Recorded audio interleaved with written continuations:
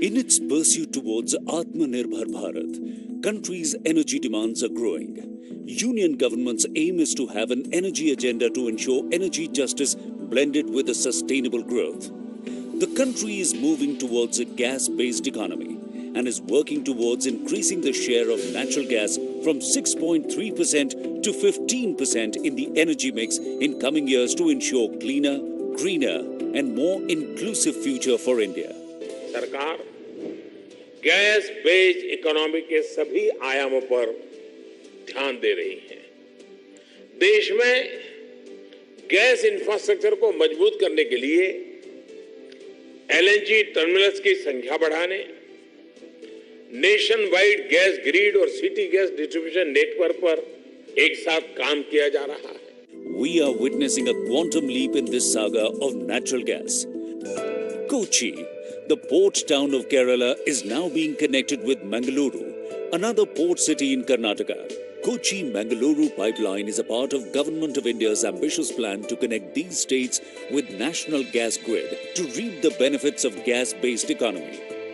This 450-kilometer long pipeline is designed to transport 12 million metric standard cubic meters per day of natural gas and is laid at a cost of rupees 3,000 crore.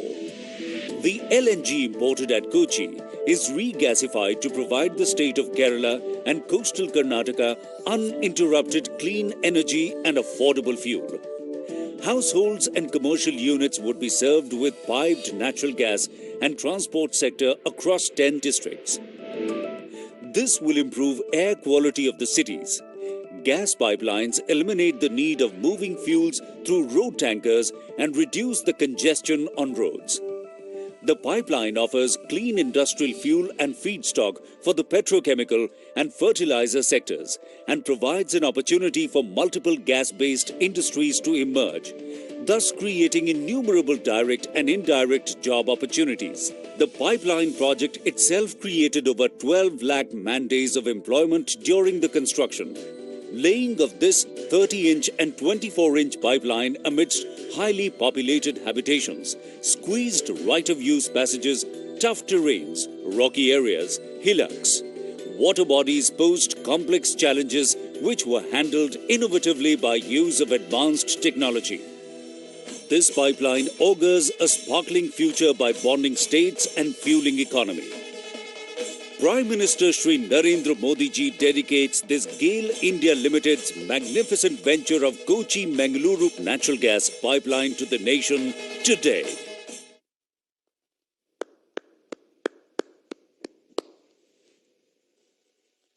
अब हम कार्यक्रम के सबसे महत्वपूर्ण क्षण पर पहुंच गए हैं। अब मैं आदर सहित माननीय प्रधानमंत्री जी से अनुरोध करूंगा कि वे रिमोट दबाकर कोची मंगलुरु प्राकृतिक गैस पाइपलाइन को राष्ट्र को समर्पित करें।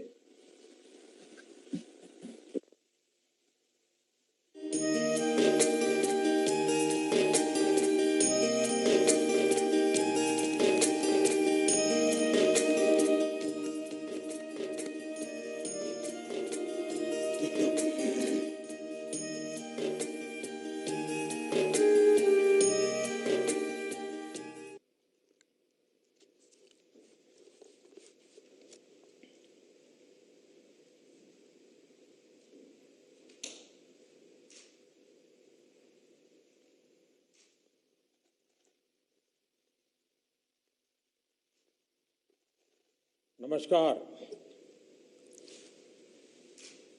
केरल के राज्यपाल आरिफ मोहम्मद खान जी, कर्नाटक के राज्यपाल वजुभाई वाला जी, केरला के मुख्यमंत्री श्री पिनाराई विजयन जी, कर्नाटका के मुख्यमंत्री श्री वीएस येडियुरप्पा जी, केंद्रीय मंत्रिमंडल में मेरे सहयोगी श्री धर्मेंद्र प्रधान जी, प्रहलाद जोशी जी, वी मुरलीधरन जी, सांसदगण, विधायकगण, और भाई और बहनों, it is an honor to dedicate the 450-kilometer Kochi-Mangaluru natural gas pipeline to the nation. This is an important day for India, especially for the people of Kerala and Karnataka. These two states are being connected by a natural gas pipeline. I congratulate to people of these states. Congratulations also to all stakeholders for taking steps to providing clean energy infrastructure. The pipeline will have a positive impact on the economic growth of these two states. साथियों, Kochi Mangaluru pipeline इस बात का बहुत बड़ा उदाहरण है कि विकास को प्राथमिकता देते हुए सभी मिलकर काम करें तो कोई भी लक्ष्य असंभव नहीं। ये प्रोजेक्ट से जुड़े लोग जानते हैं कि इंजीनियरिंग के लिहाज से इसे पूरा करना कितना मुश्किल था। प्रोजेक्ट में कई दिक्कतें भी आई, लेकिन हमारे श्रमिकों, हमारे इंजीनियरों, हमारे किसानों और राज्य सरकारों के सहयोग से ये पाइपलाइन पूरी हुई। कहने को ये सिर्फ एक पाइपलाइन है, लेकिन दोनों राज्यों के विकास को गति देने में इसकी बहुत बड़ी भूमिका होने वाली है। क्यों आज देश गैस बेस्ड इकोनॉमी पर इतना बल दे रहा है? क्यों one nation one gas grid पर इतनी तेजी से काम हो रहा है? क्यों आत्मनिर्भर भारत के लिए गैस बेस्ड इकोनॉमी का तेजी से विस्तार बहुत जरूरी है? वो सिर्फ इस एक पाइपलाइन के फायदों से समझ आ जाएगा। पहला, ये पाइपलाइन दोनों राज्यों में लाखों लोगों के लिए ईज ऑफ लिविंग बढ़ाएगी। दूसरा, ये पाइपलाइन दोनों ही राज्यों के गरीब, मध्यम वर्ग और उद्यमियों का खर्च कम करेगी। तीसरा, ये पाइपलाइन अनेक शहरों में सिटी गैस डिस्ट्रीब्यूशन सिस्टम उसका एक माध्यम बनेगी।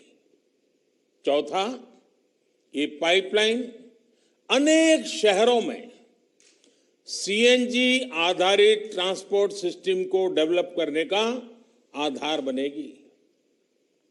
पांचवा, ये पाइपलाइन मैंगलोर केमिकल और फर्टिलाइजर प्लांट को ऊर्जा देगी, कम खर्च में खाद बनाने में मदद करेगी, किसान को मदद होगी।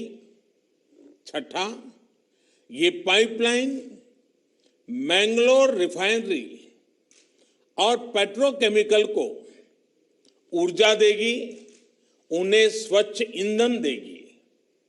सातवां, ये पाइपलाइन दोनों ही राज्यों में प्रदूषण कम करने में बड़ी भूमिका निभाएगी। आठवां, प्रदूषण कम होने का सीधा असर होगा पर्यावरण पर। जितनी कार्बन डाइऑक्साइड का एमिशन इससे कम होगा, वो लाखों पेड़ लगाने के बाद ही हासिल हो सकता है। साथियों, नवा लाभ ये कि पर्यावरण बेहतर होने से लोगों की सेहत भी अच्छी रहेगी, बीमारी पर होने वाला उनका खर्च भी कम होगा। 10वां, जब प्रदूषण कम होगा, हवा साफ सुथरी होगी, शहर में गैस आधारित व्यवस्थाएं होगी, तो और ज्यादा टूरिस्ट आएंगे, टूरिज्म सेक्टर को भी इसका लाभ होगा। और साथियों, इस पाइपलाइन के 2 और लाभ हैं जिनकी चर्चा बहुत जरूरी है। इस पाइपलाइन के निर्माण के दौरान 12 लाख मैन डेज का रोजगार जनरेट हुआ है। पाइपलाइन के शुरू होने के बाद भी रोजगार और स्वरोजगार का एक नया इकोसिस्टम केरला और कर्नाटका में बहुत तेजी से विकसित होगा। फर्टिलाइजर उद्योग हो, पेट्रोकेमिकल उद्योग हो, बिजली उद्योग हो, हर उद्योग इससे लाभ लेगा और रोजगार के अवसर बनेंगे। साथियों, इस पाइपलाइन का एक और बड़ा लाभ पूरे देश को होगा।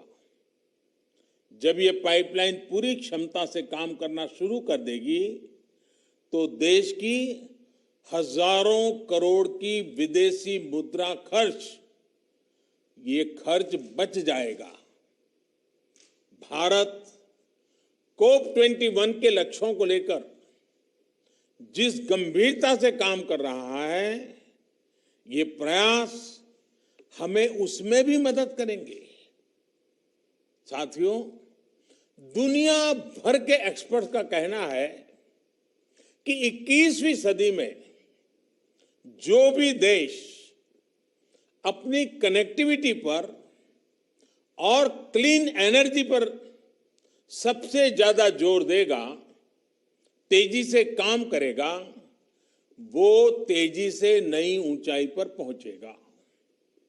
आज आप जिस भी फ्रंट पर देखें, highway connectivity, railway connectivity, metro connectivity, air connectivity, water connectivity, digital connectivity या फिर गैस कनेक्टिविटी, भारत में जितना काम अभी हो रहा है, एक साथ इतने सभी क्षेत्रों में उतना पहले कभी नहीं हुआ।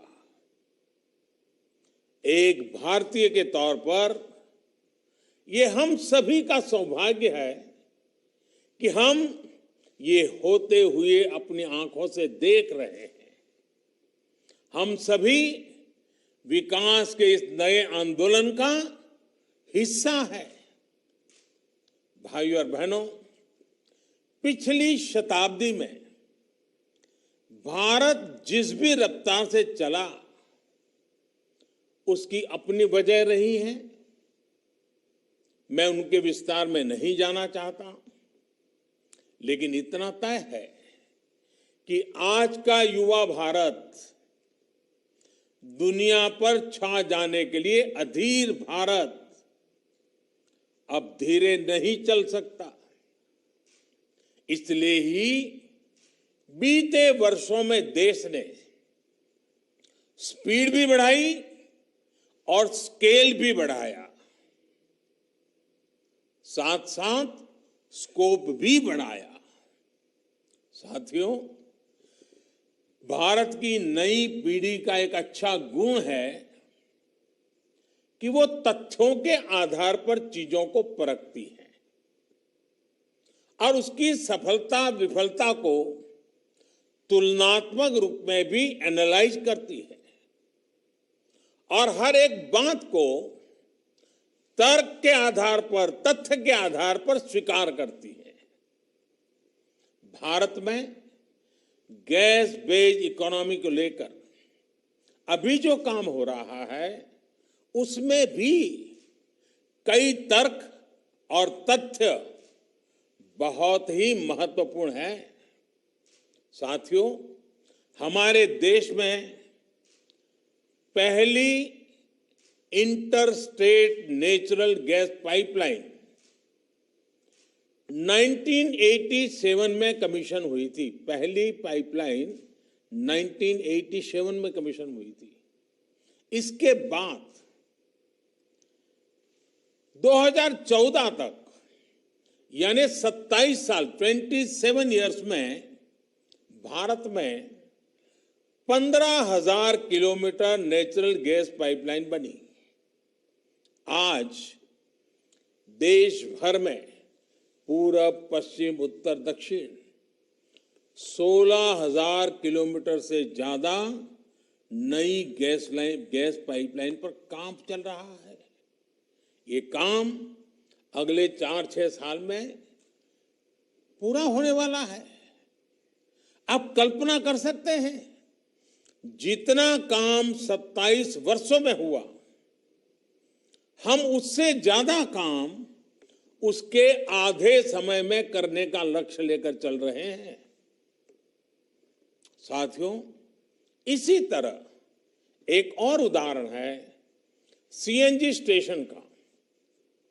हमारे देश में पहला सीएनजी स्टेशन 1992 के आसपास शुरू हुआ था। साल 2014 तक 22 साल में हमारे देश में सीएनजी स्टेशनों की संख्या 900 से ज्यादा नहीं थी, 900 से ज्यादा नहीं थी। जबकि पिछले 6 वर्षों में 1500 के करीब नए सीएनजी स्टेशन शुरू हुए हैं। अब सरकार इस लक्ष्य पर काम कर रही है कि देश भर में सीएनजी स्टेशनों की संख्या को 10,000 तक पहुंचाया जाए। अभी जो ये पाइपलाइन कमीशन हुई है, ये भी केरला और कर्नाटका के अनेक शहरों में 700 सीएनजी स्टेशन खोलने में मदद करेगी। साथियों, एक और दिलचस्प आंकड़ा है पीएनजी कनेक्शन का। रसोई में पाइप से जो गैस पहुंचाई जाती है उसका 2014 तक हमारे देश में सिर्फ 25 लाख पीएनजी कनेक्शन थे। मतलब कि घरों में पाइपलाइन से गैस 25 लाख। आज देश में 72 लाख से ज्यादा घरों की रसोई में पाइप से गैस पहुंच रही है। कोची मंगलुरु पाइपलाइन से 21 लाख और नए लोग पीएनजी सुविधा का लाभ ले पाएंगे। भाइयों और बहनों, लंबे समय तक भारत में एलपीजी कवरेज की स्थिति क्या रही, ये हम सभी जानते हैं। साल 2014 तक जहां 14 करोड़ एलपीजी कनेक्शन देश भर में थे, वहीं बीते 6 सालों में इतने ही नए कनेक्शन और दिए गए हैं। उज्ज्वला योजना जैसी स्कीम से देश के 8 करोड़ से ज्यादा गरीब परिवारों के घर कुकिंग गैस तो पहुंची है, साथ ही इससे एलपीजी से जुड़ा इंफ्रास्ट्रक्चर भी देश में मजबूत हुआ है। साथियों, एक बड़ी वजह रही कि कोरोना काल में देश में रसोई गैस की किल्लत कभी नहीं हुई। गरीब से गरीब को हम उस मुश्किल समय में करीब 12 करोड़ मुफ्त सिलेंडर उपलब्ध करा पाए। साथियों, सरकार के इन प्रयासों का, इतनी तेजी से किए जा रहे कार्यों का एक और प्रभाव हुआ है। इसकी चर्चा उतनी हो नहीं पाती। याद करिए, हमारे यहां केरोसिन को लेकर कितनी लंबी लंबी लाइनें लगा करती थी। राज्य सरकारें भारत सरकार को चिट्ठियां लिखती थी केरोसिन का कोटा बढ़ाने के लिए, केरोसिन की डिलीवरी के लिए। केंद्र और राज्य के बीच में हमेशा तनाव रहता था। आज जब रसोई के लिए गैस आसानी से मिल रही है, रसोई तक गैस आसानी से पहुंच रही है, तो केरोसिन की किल्लत भी कम हुई है। आज देश के कई राज्य और केंद्र शासित प्रदेश खुद को केरोसिन मुक्त राज्य घोषित कर चुके हैं। Friends, our government believes in an integrated approach for energy planning. Our energy agenda is all inclusive. Since 2014, we have brought in various reforms across the oil and gas sector. These reforms cover exploration and production, natural gas marketing and distribution. We plan to achieve one nation, one gas grid. We also want to shift to gas-based economy. The use of natural gas has several environmental benefits. The government is taking policy initiative to increase the share of natural gas in India's energy basket from 6% to 15%. Crores of rupees would be invested in the oil and gas sector in this decade itself.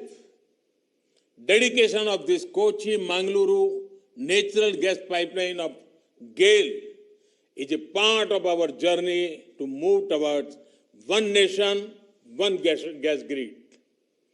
Clean energy is important for a better future. The pipeline will help improve clean energy access. Our government is also making many efforts in other sectors. Take, for example, the Swachh Bharat movement, the efforts to increase LED bulbs for electric mobility. साथियों, आज कोशिश ये है कि देश को भविष्य की जरूरतों, भविष्य की एनर्जी नीड्स के लिए आज से ही तैयार किया जाए। इसलिए एक तरफ देश में नेचुरल गैस पर फोकस किया जा रहा है, तो दूसरी तरफ देश अपने एनर्जी रिसोर्स को भी डाइवर्सिफाई कर रहा है। अभी हाल ही में गुजरात में दुनिया के सबसे बड़े रिन्यूएबल एनर्जी प्लांट का हाइब्रिड सिस्टम का रिन्यूएबल एनर्जी प्लांट का काम शुरू हुआ है। विंड और सोलर कंबाइन। इसी तरह आज देश में ही बायोफ्यूल्स पर बहुत बड़े स्तर पर काम चल रहा है। गन्ना हो या अन्य एग्रो प्रोडक्ट्स हो, इनसे इथेनॉल के निर्माण पर गंभीरता से काम किया जा रहा है। अगले 10 साल में पेट्रोल में होने वाली इथेनॉल ब्लेंडिंग को 20% तक करने का लक्ष्य रखा गया है। यही नहीं, इलेक्ट्रिक मोबिलिटी से जुड़े सेक्टर को, इसमें जुड़े इंफ्रास्ट्रक्चर को भी बहुत अधिक प्रोत्साहन दिया जा रहा है। हम देशवासी को पर्याप्त, सस्ता, प्रदूषण रहित ईंधन मिले, बिजली मिले, इसके लिए हमारी सरकार पूरी प्रतिबद्धता से काम कर रही है। भाइयों और बहनों, देश के संतुलित और तेज विकास की सोच हमारे कोस्टल एरिया के डेवलपमेंट को लेकर भी स्पष्ट रूप से दिखती है। केरला हो, कर्नाटका हो, साउथ इंडिया के हर राज्य में जो समंदर से सटे हैं, वहां ब्लू इकोनॉमी के विकास के लिए एक कॉम्प्रिहेंसिव प्लान पर काम हो रहा है। ब्लू इकोनॉमी आत्मनिर्भर भारत का एक बहुत बड़ा स्रोत बनने वाला है। हमारे पोर्ट्स हो, कोस्टल रोड्स हो, इनको दूसरे माध्यमों से कनेक्ट किया जा रहा है। मल्टी मॉडल कनेक्टिविटी पर हमारा विशेष फोकस है। हमारा coastal region ease of living का भी मॉडल हो रहा है। ईज ऑफ डूइंग बिजनेस भी बेहतरीन हो, इसी लक्ष्य के साथ काम किया जा रहा है। भाइयों और बहनों, समुद्री किनारे पर बसी एक बड़ी आबादी हमारे किसानों की है, हमारे मछुआरे साथियों की है। ये सभी साथी समुद्री संपदा पर निर्भर ही नहीं है, बल्कि इसके बहुत बड़े संरक्षक भी हैं। इसलिए पूरे कोस्टल इकोसिस्टम की सुरक्षा और समृद्धि बहुत जरूरी है। बीते सालों में इसके लिए अनेक सार्थक कदम उठाए गए हैं।